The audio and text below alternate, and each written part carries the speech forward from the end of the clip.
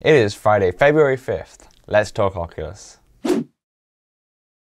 What's up guys? So there's actually a big Oculus Quest v25 update that's starting to roll out this week and throughout the month of February. So let's just go into the details of that first before we get on to the rest of the news. And to start off, Facebook Messenger is now available on the Quest. Now I know that there's a lot of backlash with forced Facebook sign-in on the Quest 2. However, that's not going to go away anytime soon. So I think it's good that they're actually using this to implement a messenger into the Quest, which now means that you can respond to people on the Quest via your mobile phone, not just the Quest system. Now this update also brings the eagerly anticipated Oculus App Lab. Now we spoke about this in last week's episode, but now let's run through the facts now that it's out. Oculus App Lab allows indie developers to distribute their VR apps on Quest without needing a review. This is great for developers to test games and also build the hype during the development process. Now if you're an Oculus veteran, you might already be aware of SideQuest, a very similar platform available on the computer, whether it's a PC or a Mac, which lets you sideload apps via your computer. Now with the Oculus App Lab, you are able to do it without a PC, providing that the developer signed up to the program. You might be wondering, why would anyone use SideQuest now? Why go through the hassle of connecting your Oculus Quest when you can now just use App Lab to download the games wirelessly? Well, firstly, just like I mentioned, indie developers have to sign up to the Oculus App Lab program first. And since it's just starting to roll out, there won't be nearly as much games available on it like SideQuest has. Secondly, SideQuest has added the App Lab store on their platform, so you can search through and download the supporting games directly to the Quest. You can access this via a web browser that is connected to Facebook for it to work. One of my favorite features of the v25 update is a new in-game menu system. Currently, if you're in an app and you want to quickly check if a friend is online or hit that record button for gameplay streams, you have to go back to the Oculus Home first while the game runs in the background.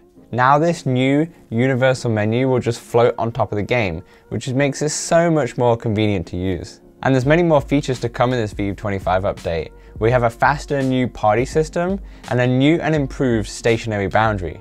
What I'll do in the description below, I'll leave a link to all the details for this v25 update, and I'll also leave a link to the App Lab so you can check out what titles are there already. Moving on from the v25 update now, and there's been a lot of Oculus Quest 3 chatter this week, all because of from a Facebook earnings call, Mark Zuckerberg actually said that they are currently working on the next iteration of the Quest system. He said, so we're going to continue to work on new hardware as well. The new hardware will kind of fit the same platform.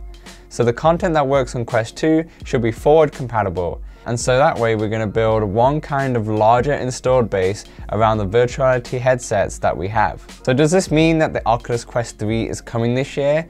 And to be honest, I don't really know. My actual personal thoughts on it is that I think my head is saying yes, and the reason why I say yes is because it seems like they're going to follow the Xbox One kind of platform that they did. Now if you're unaware about that, what happened was that they had the primary Xbox One, then they released the Xbox One S, which was like just the slim version of the original one, but then they also released an Xbox One X.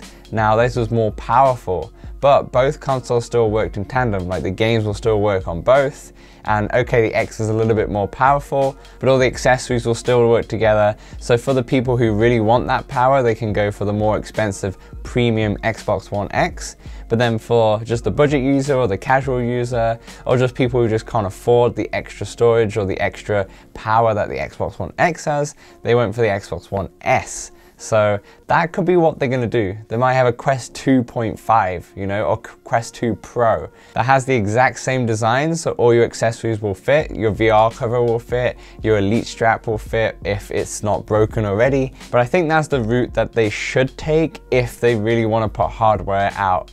Now, personally for me, that's what my head says, but my heart says no. I feel like they shouldn't bring out any more hardware this year. Maybe 2022, like end of 2022, I think that's a great time because the developments of VR are going very fast. So by the end of 2022, 2 years with the Quest 2, moving on to a new Quest 3, okay, fair enough, I can get behind that.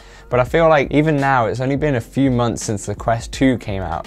Now the Quest 2 compared to the Quest 1, the actual chipset was such a big difference. When the Quest 1 got announced, the chipset was about 2 or 3 years old when it actually came out. Where with this one, with the Quest 2, the chipset that it uses is the latest one, or the latest at least when it actually got released. The developers haven't had time to actually use or trying to harness the actual full power of this chipset yet. And also we've seen with games like Jurassic World Aftermath and Star Wars Tales from the Galaxy's Edge that there's half games being put out. Full games aren't being put out. So let's try and focus more on the software side of things first before we start thinking about more hardware. And get it, hardware is cool. It's very excited to have a new hardware launch. I definitely get excited, and I'm sure all of you get excited for a hardware launch. But realistically speaking, let's get the software right, because otherwise it's not the hardware that's going to drive VR right now, it's going to be the software. People are going to be interested in the games, in the experiences. Why should I choose an Oculus Quest 2 over a PS5 right now? Or why should I choose an Oculus Quest 2 rather than buying 2 or 3 monitors in my home office setup? You know, these are the things that they should be working on first, I think, before we need to get to the hardware. Unless, like I said, they have a premium version and then they have a more budget version, which is what the Oculus Quest 2 is now. So, hey, we'll see. If you guys have any thoughts though, remember this show is called Let's Talk Oculus. That means not me just talking in front of the camera. I want your input as well. So tell me what you guys think in the comments below, and let's continue this discussion. Now, it seems to be like every week we go into big screen news. So let's talk big screen. And if you're a Super Bowl fan, you're gonna love this next update. For this Sunday's Super Bowl, you're gonna be able to watch it on big screen for free. Now, it will require one person in the room to stream the game through a PC. However, CBS in the United States will allow streaming for free without a subscription. Big Screen isn't the only platform to do this in VR.